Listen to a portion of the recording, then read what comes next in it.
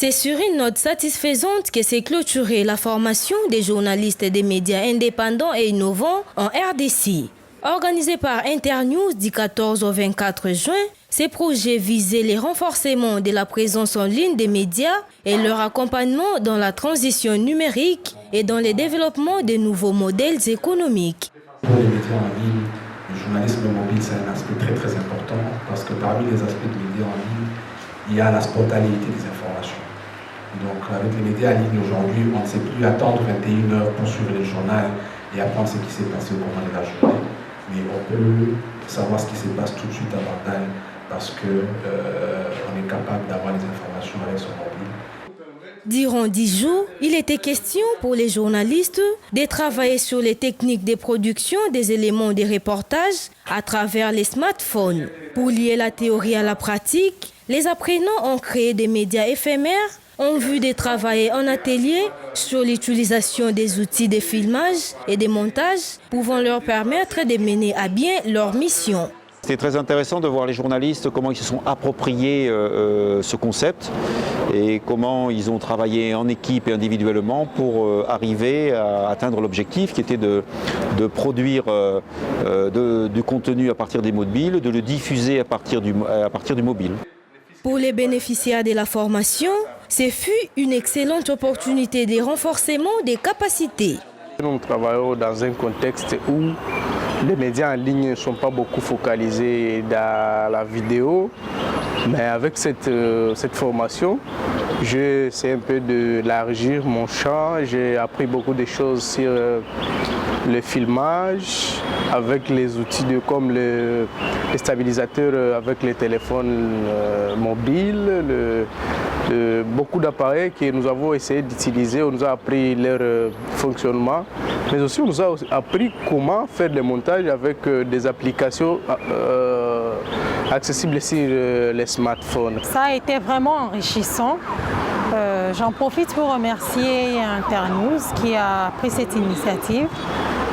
C'était vraiment une formation très capitale parce que nous avons appris comment utiliser des nouveaux outils qui aident le journaliste à travailler rapidement. Signalons qu'à la fin de cette cérémonie, un certificat de mérite a été remis à chaque journaliste présent à cette formation. Du 21 au 24 juin, l'Église catholique a organisé une exposition verte au travers la conférence épiscopale nationale du Congo SENCO à Kinshasa.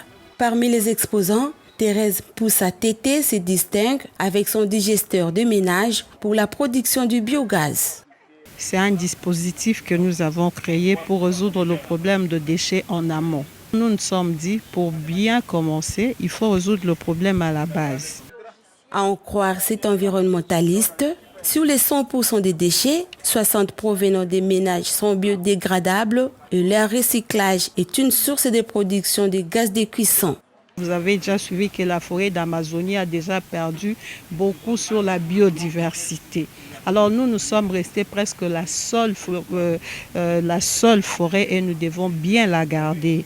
Raison pour laquelle nous proposons ça, parce que si on arrive déjà à utiliser le biogaz, ça résout déjà le problème. D'abord, sa cuisson est rapide, il ne dépense pas son argent, seulement ses déchets l'aident à avoir de gaz, donc le problème sera résolu.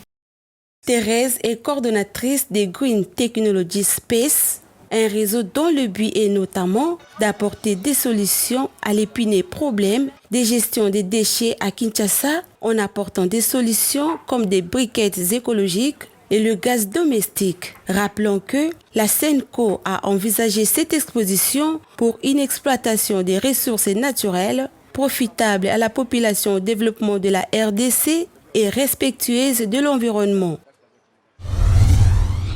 1 milliard d'arbres, le projet qui semble avoir de l'ampleur, mais pourtant n'est que éphémère du fait qu'aucun encadrement préalablement annoncé sur la formation des élèves n'est réaliste. Pour certains environnementalistes, il se dégage un manque criant de la planification du projet. Aucun programme détaillé n'est connu à ce jour.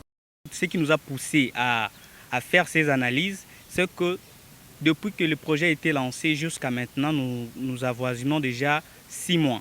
Et donc, il est difficile aujourd'hui de savoir le nombre d'arbres déjà plantés qui suivent l'évolution de ces arbres. Parce que vous devez savoir que planter un arbre est une chose et l'arroser, suivre son évolution, l'entretien en est une autre. Lors de la 44e réunion du Conseil des ministres, il a été décidé que le projet couvrira une période de 3 ans correspondant à 1095 jours. À ces jours, il va falloir comptabiliser le nombre d'arbres déjà plantés afin d'avancer le chiffre. Se basant sur certaines études, nous nous sommes rendus compte que le projet 1 milliard d'arbres pourra nous aider à séquestrer à peu près 166 millions de tonnes de carbone. C'est énorme et c'est important.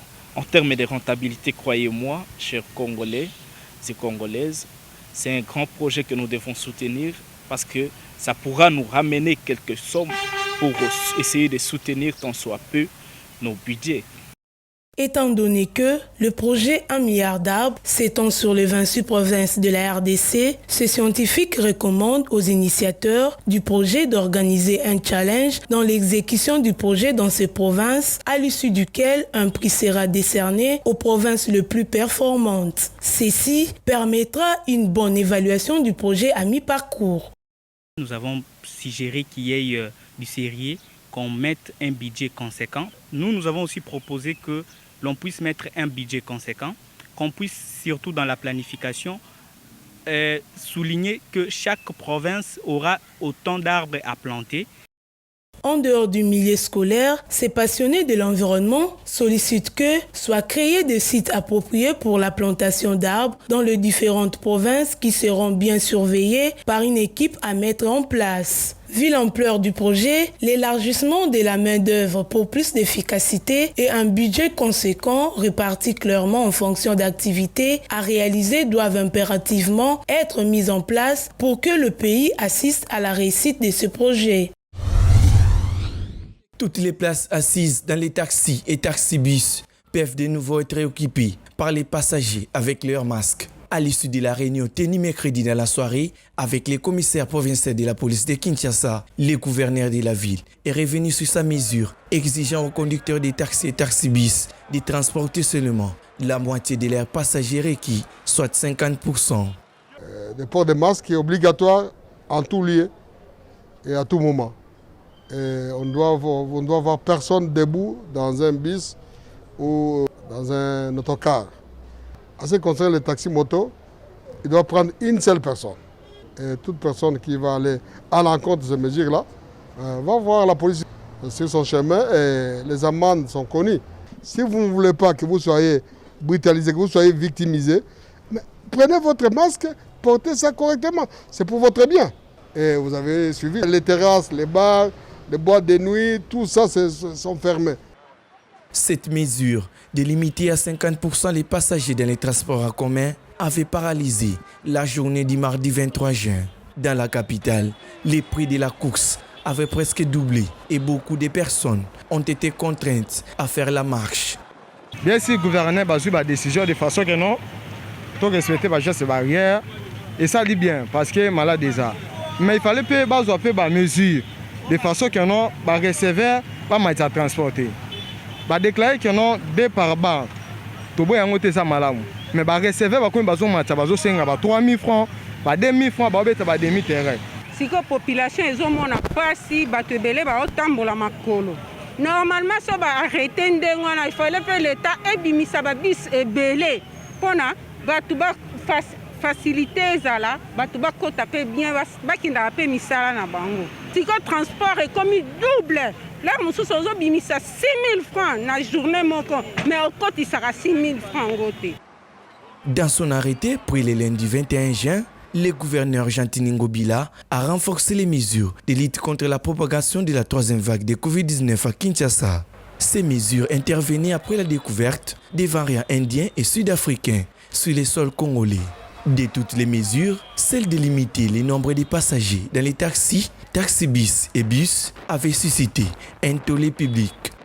Batika bisoko na kashine, garder kachine bona zolo po malade zo bisote mais na ndenge ya de na mutuka atueza pasi tozo kokate sikone na kenebo babela za nu 2000 donc comme na 4 mo bata na kozonga lokola 8000 francs sikone na zoka combien te batele so makamo po oyo bayeko boma biso bien.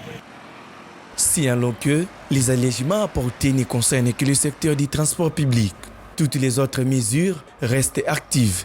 Les autorités ont martelé sur le fait que le non-port du masque expose les récalcitrants à une amende de 10 000 francs congolais, tandis que les transporteurs publics avec des passagers debout courent une amende de 100 000 francs. 31 kg d'or d'une valeur de 1,9 million de dollars ont été saisis à Bunia entre les mains des contrebandiers qui opèrent dans la réserve des Fona Okapi, située dans la province de l'Ituri, en République démocratique du Congo. Ces colis proviendraient d'une mine se trouvant à environ 200 km de la frontière ougandaise à la barrière des contrôles de Poulou. Ces colis ont été présentés aux membres du comité provincial de sécurité en présence de l'auditeur supérieur et les gouverneurs militaires de la province de l'Ituri avant d'être acheminés auprès des autorités de l'Institut congolais pour la conservation de la nature. Tout ce que nous allons demander, que tout le monde se conforme aux lois, et je crois que tout va bien se passer. Il n'est pas interdit de faire des exploitations, mais il faut que ces exploitations profitent à la province, mais il faut aussi que ces exploitations se font en respectant les lois et les règlements de la République. Donc c'est tout ce que nous leur demandons. Ceux qui se retrouvent à partir de maintenant à l'intérieur des limites de les protéger, nous leur demandons de commencer à quitter volontairement parce que c'est de cela qu'il s'agit. La réserve des faunes à Okapi occupe environ 1/5 de la forêt d'Ituri au nord-est du pays. Selon les sources de la réserve, plusieurs groupes armés seraient impliqués dans l'exploitation illicite des minéraux dans la zone. Nous avons les exploitations illégales en violation de la loi 14 sur la conservation de la nature qui se font et qui normalement alimentent les groupes armés. L'état de siège donne des prérogatives exorbitantes en termes de légalité au gouverneur. Nous ne pouvons pas les faire sans l'ordre du gouverneur. Voilà, c'est là pourquoi nous sommes venus informer le gouverneur et recevoir des ordres auprès du gouverneur militaire.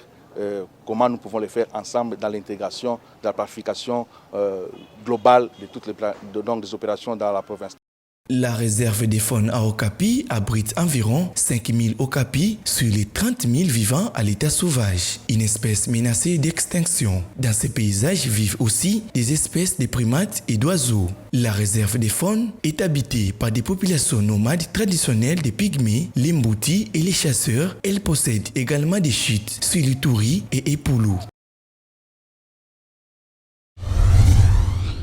Le parc national de Virunga a été créé en 1925 dans l'est de la République démocratique du Congo, ce qui en fait le plus ancien parc national de l'Afrique. Il a pour objectif de protéger les gorilles des montagnes. À l'origine, il était désigné sous le nom de parc Albert. Son nom actuel date de 1969. Le parc couvre 7 900 km² depuis les montagnes de Virunga au sud jusqu'aux montagnes de Rwenzori au nord. Il comprend une grande partie du lac Édouard et le plaine de la Rwindi.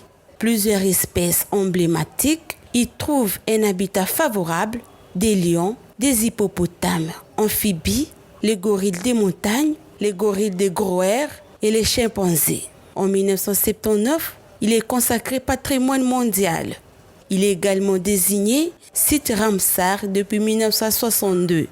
Au fil de son histoire mouvementée, Virunga a dû faire face à plusieurs conflits armés et il a longtemps été une zone de repli pour des milices armées. Notons que Virunga se distingue par sa chaîne de volcans actifs et la richesse de sa diversité d'habitats qui surpasse celle de tout autre parc africain. Le site inclut des massifs spectaculaires de Rwenzori et de Virunga qui abritent les deux volcans les plus actifs d'Afrique. La grande diversité des habitats a donné lieu à une biodiversité exceptionnelle, notamment des espèces endémiques, des espèces rares et mondialement menacées comme les gorilles des montagnes, une espèce rare protégée. La déclaration commune du dialogue sur les forêts a été endossée par la République démocratique du Congo et 22 pays dont le Congo-Brazzaville. Les pays s'engagent à travailler ensemble pour protéger les forêts du monde, tout en favorisant le commerce et les chaînes d'approvisionnement durables des produits agricoles de base. Ceci ressort d'un communiqué publié ce jeudi 3 juin à Kinshasa. Ce dialogue a été organisé par le gouvernement britannique dans le cadre de sa présidence de la COP26. À en croire cette déclaration, le commerce international des produits agricoles de base, tels que l'huile de palme, le soja et le bœuf, représente plus de 80 milliards de dollars par an. Dans le monde, 1,6 milliard de personnes dépendent des forêts pour leur subsistance, dont beaucoup dans les pays en développement. La publication de la déclaration commune d'aujourd'hui marque une première étape très importante dans l'établissement des bases de notre travail. Lancé en février, le dialogue FACT a réuni des pays clés qui achètent et produisent des produits tels que le bœuf, le soja et l'huile de palme afin de convenir de la manière dont ces produits peuvent être commercialisés de manière plus durable. Notons par ailleurs que le dialogue sur les forêts, l'agriculture et le commerce des produits de base vise à réaliser des objectifs de développement durable, notamment à promouvoir le développement économique, réduire la pauvreté, assurer la sécurité alimentaire et améliorer les moyens de subsistance des milliards d'hommes et femmes, et ce, de façon responsable et durable.